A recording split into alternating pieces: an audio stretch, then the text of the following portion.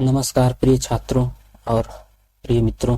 इस वीडियो में हम कार्निया के लेयर्स के बारे में विस्तार से जानेंगे कि कार्निया में कितनी परतें होती हैं और फिलहाल इसमें हम 3 टॉपिक को कवर करेंगे।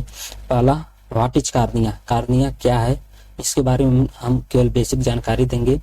दूसरा, composition and structure of the cornea, और फिर इसके बाद हम विस्तार से details information about the layer of the cornea, इस टॉपिक के बारे में विस्तार से बताएंगे। तो चलिए हम वीडियो को शुरू करते हैं। सबसे पहले what is the cornea, cornea क्या है। ठीक है, यदि एग्जाम में आ जाएगा कि व्हाट इज द कार्निया, तो आप क्या लिखेंगे?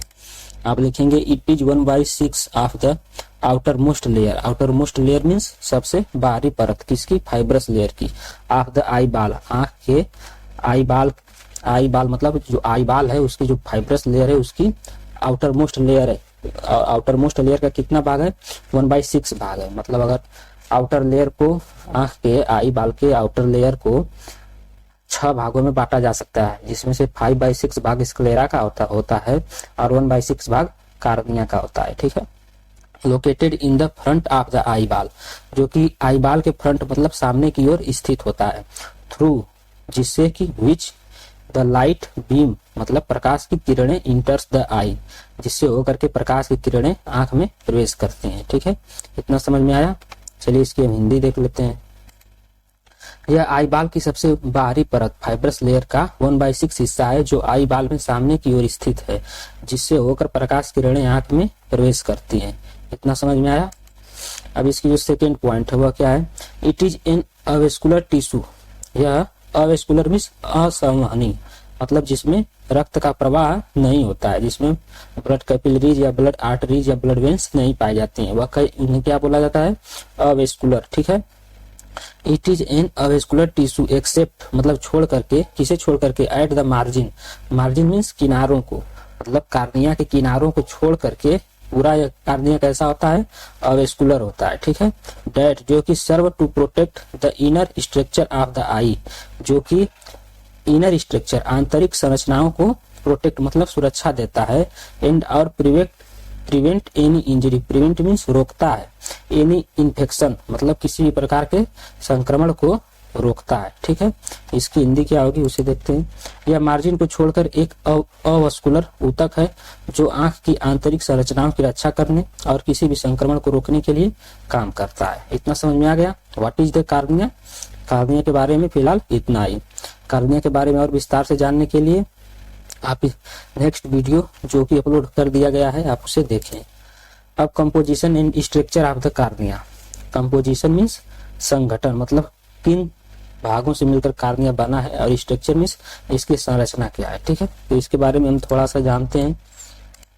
The cornea is horizontally Oval, मतलब कार्निया क्षैतिज रूप से, हॉरिजॉन्टली मीन्स क्षैतिज रूप से कार्निया क्या है? ओवल मीन्स अंडाकार है। कार्निया क्षैतिज रूप से अंडाकार है। एंड जनरली मेच्योर मतलब सामान्यतः मापा जाता है 11 से 12 mm। ठीक है, हॉरिजॉन्टली मतलब क्षैतिज रूप से इसका जो व्यास है कितना है? 11 से 12 mm। एंड 9 से 11 mm वर्टिकली, वर्टिकली मीन्स ऊर्ध्वाधर मतलब खड़ी। ठीक है, तो खड़े में इसका कितना होता है व्यास? वर्टिकली रूप से 9 से लेकर के 11 तक mm तक, और हॉरिजॉन्टली 11 से लेकर के 12 तक। ठीक है, अभी हम इसके फिगर को समझाएंगे तभी अच्छी तरह से समझ में आएगा। यह कार्निया क्षैतिज रूप से अंडाकार होता है और आमतौर पर 11 से 12 mm क्षैतिज और 9 से 11 mm लंबवत मापता है या मापा जाता है, दोनों एक ही बात है।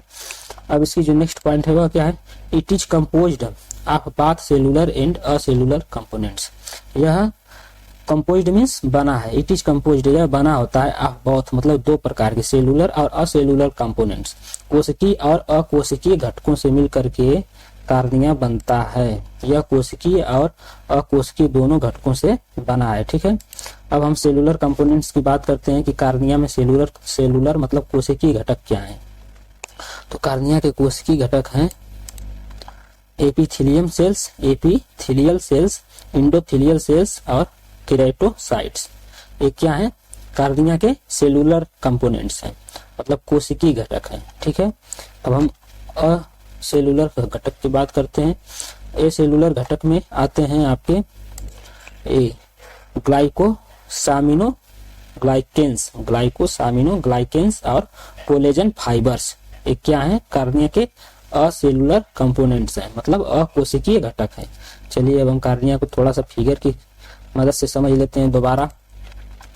देखिए ये आंख है, ठीक है, ये आई बाल है और ये आंख है।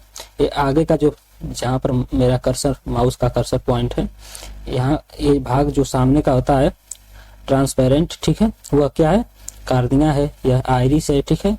यहाँ पर सिलियरी बॉडी है, यह सिलियरी बॉडी है। यह लेंस है। लेंस आगे की तरफ अधिक फोकस वाला होता है, पीछे की तरफ कम फोकस वाला होता है, मतलब आगे की तरफ कम वक्र होता है, पीछे की तरफ अधिक वक्र होता है, ठीक है। ये ऑर्बिटल सेप्टम है और ये जो आई बाल जिसमें घूमता है उस गुहा को क्या बोला जाता है? टेनन कैप्सूल बोला जाता है, जो नीला वाला है, ठीक है। तो फिलहाल कार्निया यही सामने वाला भाग है, 1/6 भाग, और इतना भाग जो होता है पीछे तक, पीछे से लेकर के इधर तक स्क्लेरा का, वह 5/6 होता है। इतना समझ में आ गया। अब हम लेयर्स की बात करेंगे कि कार्निया में कितनी लेयर्स पाई जाती हैं। How many layers are present in the cornea? Cornea में कितनी लेयर्स उपस्थित होती हैं?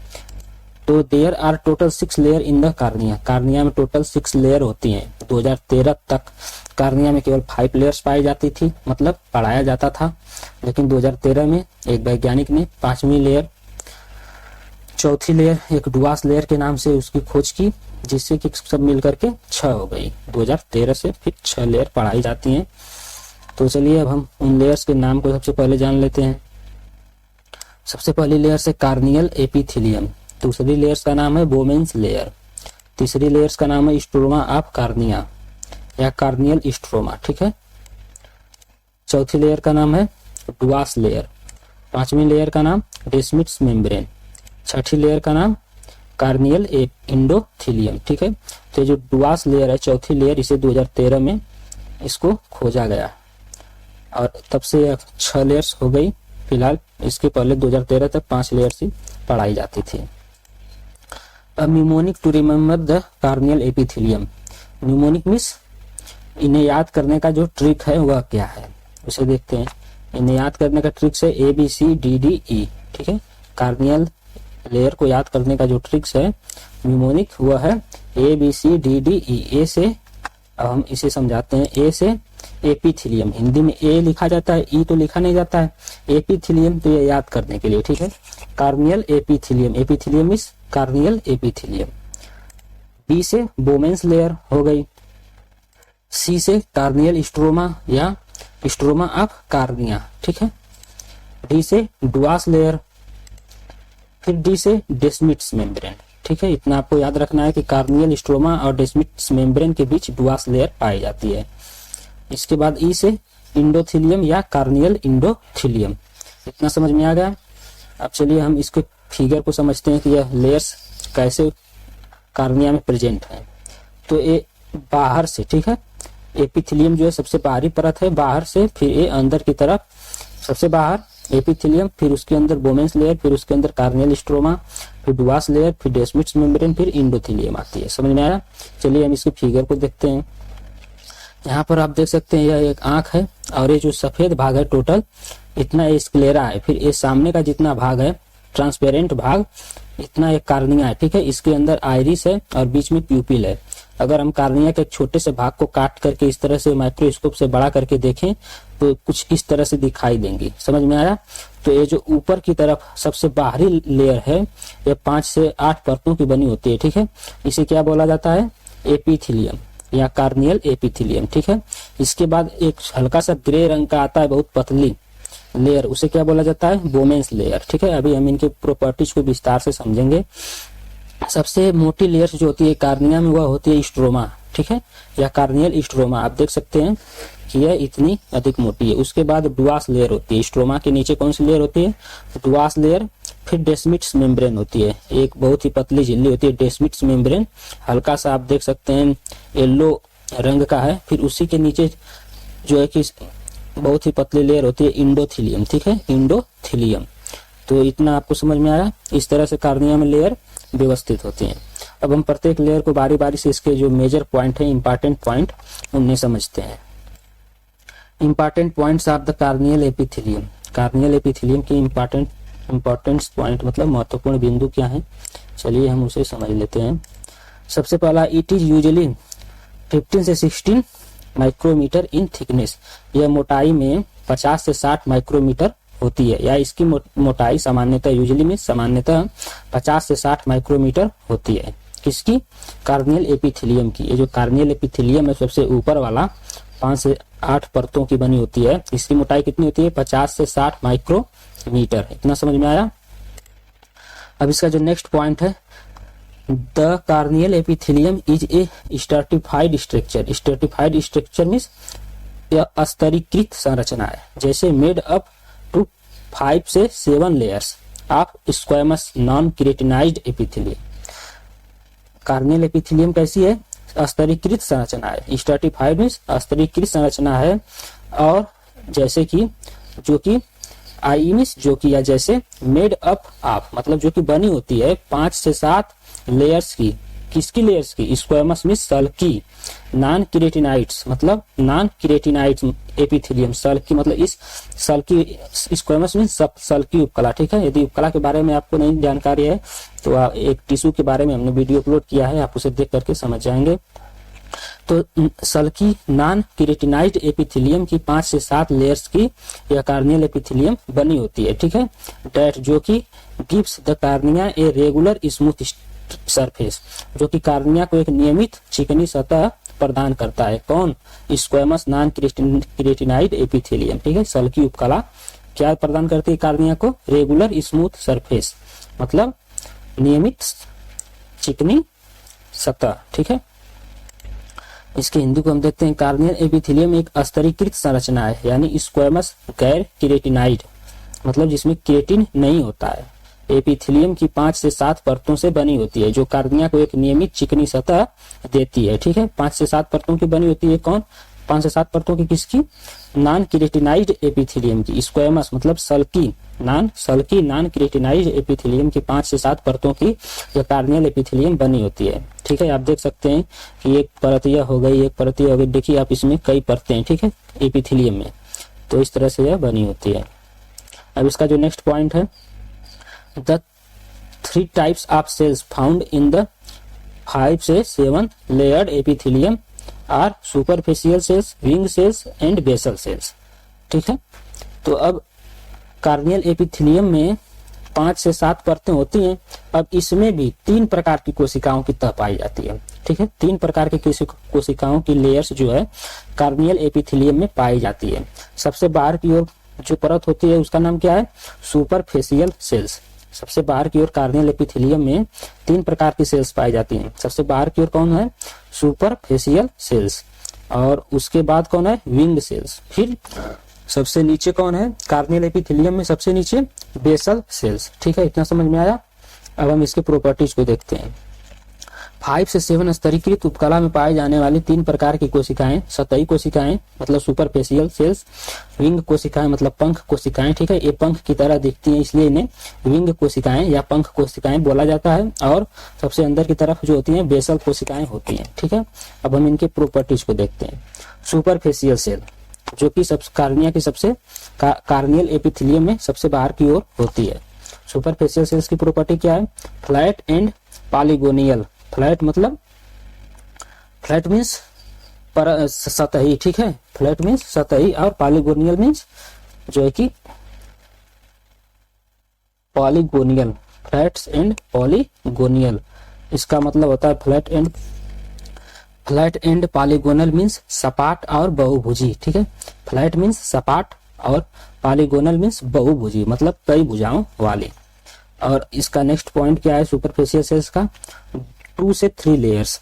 अब कार्नियल एपिथेलियम जो है 5 से 7 लेयर्स की बनी होती है, जिसमें से 2 से 3 लेयर्स किसकी होती है? सुपरफिशियल सेल्स की होती है, मतलब सतही कोशिकाओं की होती है। और इसका क्या काम क्या है? It is microvilli. ठीक है, इट हैज माइक्रोविलाई मतलब इस पर माइक्रोविलाई होते हैं, मतलब सूक्ष्म जो होते हैं पछमाप की तरह माइक्रोविलाई होते हैं। ठीक है, ऑन इट्स सरफेस डेट, पछमाप की तरह नहीं, छोटी छोटी इस पर अंकुर होते हैं। समझ में आया? It has microvilli on its surface, अपने सरफेस मतलब अपने सतह पर यह माइक्रोविलाई रखती है, डेट जो कि इंक्रीज द सरफेस एरिया, जो कि सरफेस एरिया को बढ़ाते हैं, ठीक है। सरफेस एरिया मतलब सतही क्षेत्र को बढ़ाते हैं। अब हम विंग सेल्स की बात करेंगे कि विंग सेल्स की प्रॉपर्टीज क्या है। यह क्रिएटिनल सरफेस है, मतलब इसमें थोड़ा सा क्रिएटिन का हिस्सा होता है, समझ में आया। क्रिएटिन हल्की मात्रा में इसमें पाया जाता है विंग सेल्स में, और यह 2 से 3 परत बनाती है। कार्नियल एपिथेलियम में सबसे बाहर की ओर 2 से 3 परतें सुपरफिशियल सेल्स की होंगी, फिर उसके नीचे होंगी विंग सेल्स की 2 से 3 परतें। अब बेसल सेल्स, बेसल सेल्स का काम क्या है, प्रॉपर्टीज क्या है, ठीक है। विंग सेल्स की कोई विशेष प्रॉपर्टी नहीं है, केराटिनी सतह है, ठीक है, यह केवल इसको बेस प्रदान करती है, मजबूती। बेसल सेल्स की क्या काम है, यह सिंगल लेयर्ड, बेसल सेल्स जो है सिंगल लेयर होती है, 5 से 7 परतों की बनी होती है कार्नियल एपिथेलियम, जिसमें से 2 से 3 परतें सुपरफिशियल की हो गई, फिर उसके नीचे 2 से 3 परतें विंग सेल्स की हो गई, फिर सबसे नीचे जो है बेसल सेल्स की एक परत पाई जाती है। केवल कितनी परत, एक परत, सिंगल लेयर्ड होती है यह।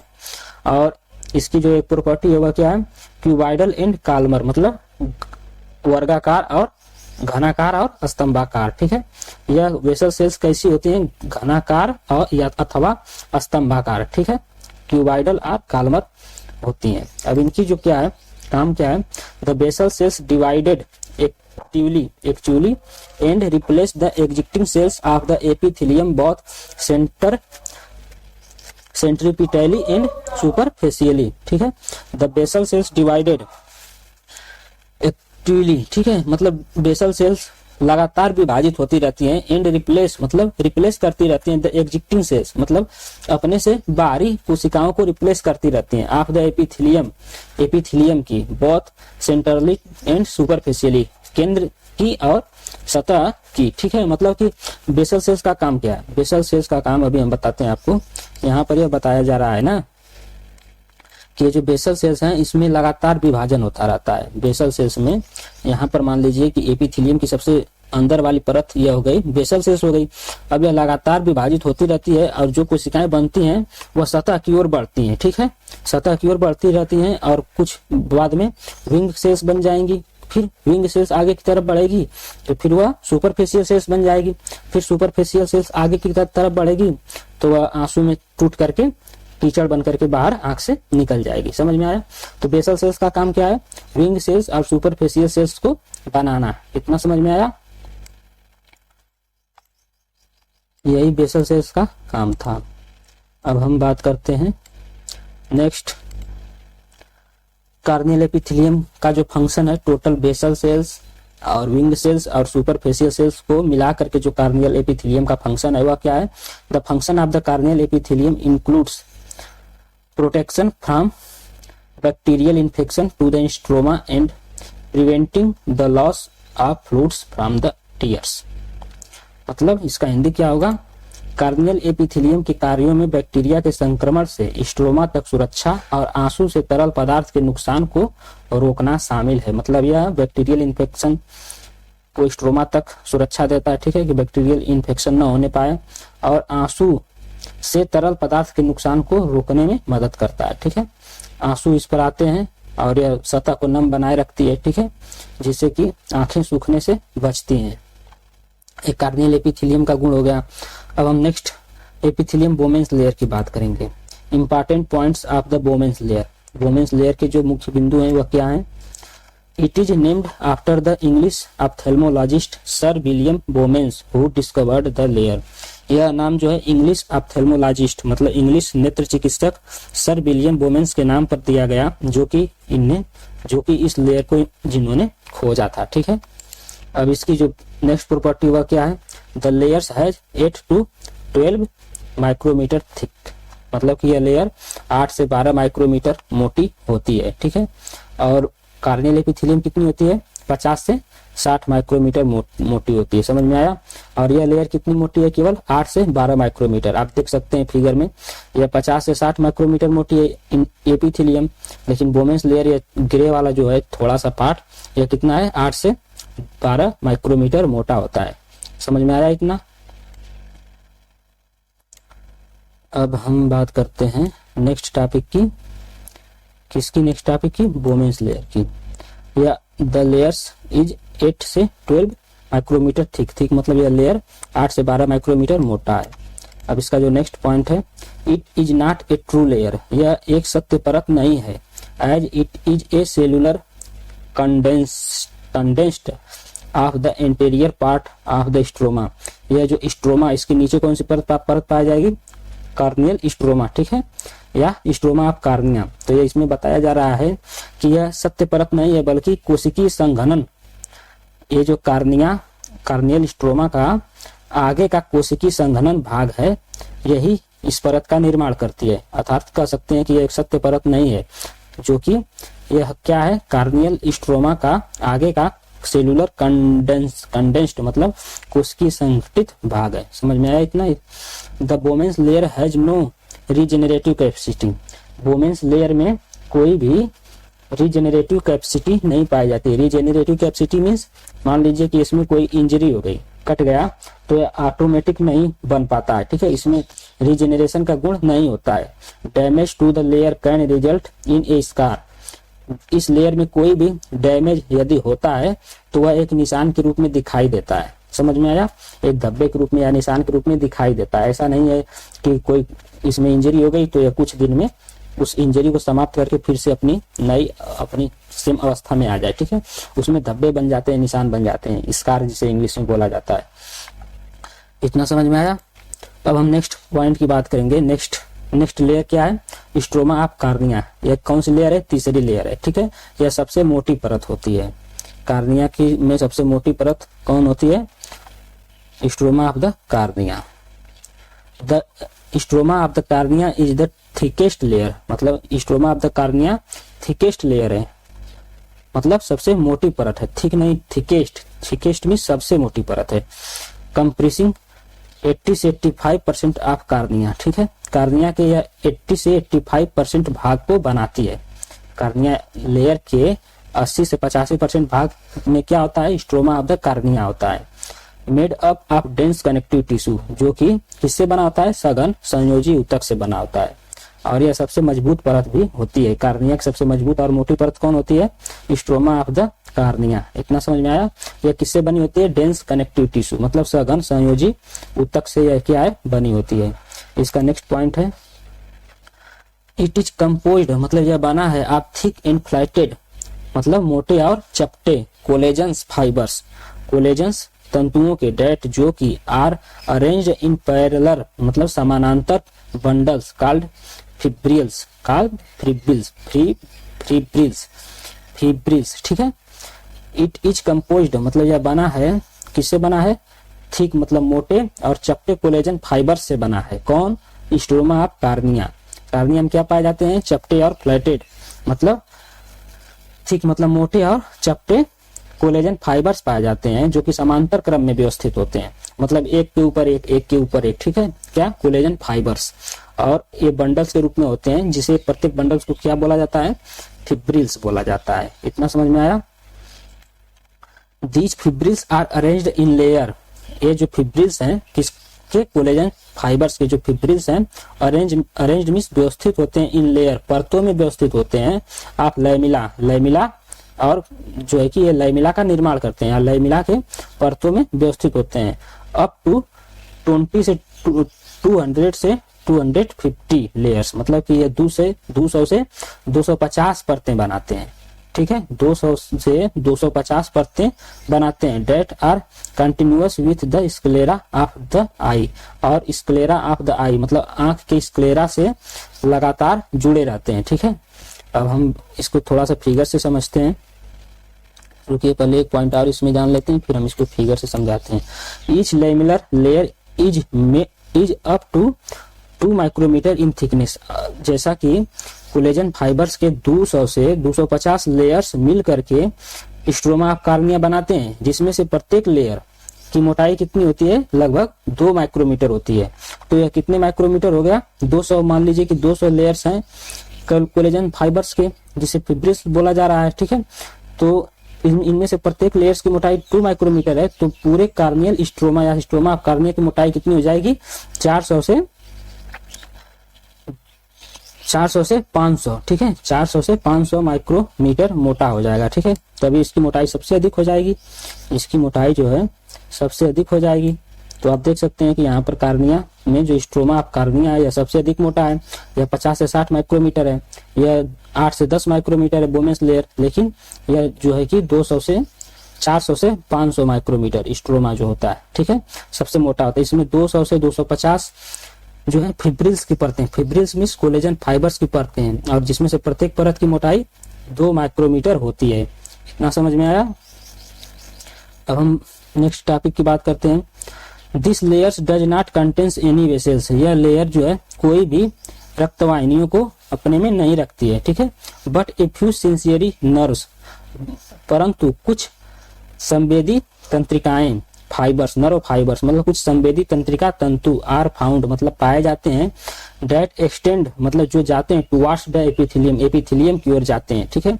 अब कार्निया क्या है, सेंसिटिव पार्ट है, यदि आप कार्निया को टच करें तो आप देखेंगे कि आपकी आंखें बंद हो जाएंगी, ठीक है, या आपको अनुभूति होगी कि हाँ यहाँ पर टच किया जा रहा है, अनुभव होगा। तो कैसे अनुभव हो रहा है, आखिर उसमें तो ब्लड सप्लाई है नहीं, लेकिन तंत्रिका की सप्लाई है, और तंत्रिका की सप्लाई जो है स्ट्रोमा ऑफ कार्निया से होते हुए एपिथेलियम की तरफ गई होती है। समझ में आया। जो न्यूरॉन्स होते हैं, सेंसरी न्यूरॉन्स, संवेदी न्यूरॉन्स, वो कार्नियल स्ट्रोमा से या स्ट्रोमा ऑफ द कार्निया से हो करके एपिथेलियम की तरफ फैले होते हैं। समझ में आया। इस तरह से कार्निया को सेंसिटिव बनाते हैं। अब हम डुआस लेयर की बात करेंगे। Important points of the Dua's layer, Dua's layer के महत्वपूर्ण बिंदु। The Dua's layer was discovered by Harminder Singh Dua, एक भारतीय वैज्ञानिक थे, इंडियन ब्रिटिश डॉक्टर थे, ठीक है। इनका नाम क्या था, हरमिंदर सिंह डुआ, और इन्होंने 2013 में इस लेयर को डिस्कवर किया। एक क्या थे, doctor and researcher from university of Nottingham, Nottingham university में डॉक्टर थे और रिसर्चर मतलब पीएचडी कर रहे थे। समझ में आया। तो इन्होंने उस समय 2013 में इस परत को खोजा। इस परत की नेक्स्ट प्रॉपर्टी क्या है, it is made up of 5 to 8 मतलब 5 से 8 थीन मतलब पतले एंड कॉम्पैक्ट लेयर्स मतलब आपस में जुड़ी हुई layers of lamella, lamella means lamella की, लैमिला एक मतलब परतों, लैमिला एक छोटी इकाई है, कई लैमिला मिल करके एक मेम्ब्रेन बनाती हैं। इतना समझ में आया। तो ये 5 से 8 लैमिला की एक पतली आपस में जुड़ी हुई लेयर्स है। आप type 1 and type 6 collagen, collagen के कई प्रकार होते हैं जिसमें से टाइप 1 और टाइप 6 कोलेजन इसमें पाए जाते हैं। किसमें पाए जाते हैं, डुआस लेयर में पाए जाते हैं। इतना समझ में आया। इसकी नेक्स्ट पॉइंट क्या है, this layer is impervious to air, यह लेयर जो है हवा के लिए अभेद्य है। दिस लेयर्स मतलब यह layer is impervious to air, यह लेयर हवा के लिए अभेद्य है। अभेद्य मीन्स हवा इससे होकर के आंख के अंदर नहीं जा सकती, या हवा इस परत से होकर के आंख में प्रवेश नहीं कर सकती, ठीक है। यह लेयर हवा के लिए अभेद्य है। अब हम डेस्मिट्स मेम्ब्रेन की बात करते हैं। डुआस मेम्ब्रेन हो गई, चौथी मेम्ब्रेन थी। 5वीं मेम्ब्रेन कौन है, डेस्मिट्स मेम्ब्रेन। अब डेस्मिट्स मेम्ब्रेन की इंपॉर्टेंट गुण, पहला इंपॉर्टेंट प्रॉपर्टी क्या है इसकी, it is 8 to 12 micrometre in thickness, ठीक है। It is 8 to 12 micrometre in thickness, यह मोटाई में 8 से 12 माइक्रोमीटर होती है। And it is a modified मतलब मॉडिफाइड में संशोधित membranes of the corneal endothelium, ये कार्नियल एंडोथेलियम जो कि सबसे आंतरिक परत है कार्निया की, सबसे अंदर की परत, उसका संशोधित रूप है, संशोधित स्तर है, ठीक है। मॉडिफाइड मेम्ब्रेन मतलब संशोधित स्तर है। बिकॉज क्योंकि it is secreted by the endothelial cells, क्योंकि यह एंडोथेलियल सेल्स द्वारा स्रावित होती है। मतलब इसका निर्माण कैसे होता है, एंडोथेलियल सेल्स की कोशिकाएं ही इसे बनाती हैं। किसे बनाती हैं, डेस्मिट्स मेम्ब्रेन को। यह कितनी मोटी होती है, 8 से 12 माइक्रोमीटर मोटी होती है। इतना समझ में आया। नेक्स्ट पॉइंट क्या है, the Descemet's membrane also known as posterior limiting lamina. Descemet's membrane also known मतलब डेस्मिट्स मेम्ब्रेन को जाना जाता है, किस नाम से जाना जाता है, posterior limiting lamina. Posterior limiting lamina के नाम से भी जाना जाता है। किसे, डेस्मिट्स मेम्ब्रेन को। पोस्टीरियर लिमिटिंग लैमिना मीन्स क्या होगा, फर्स्ट लिमिटिंग लैमिना, ठीक है। पोस्टीरियर मीन्स फर्स्ट, लिमिटिंग मतलब लिमिट, लैमिना मीन्स लैमिना। तो आप इंग्लिश याद करिए। द डेस्मिट्स मेम्ब्रेन को पोस्टीरियर लिमिटिंग लैमिना के नाम से भी जाना जाता है।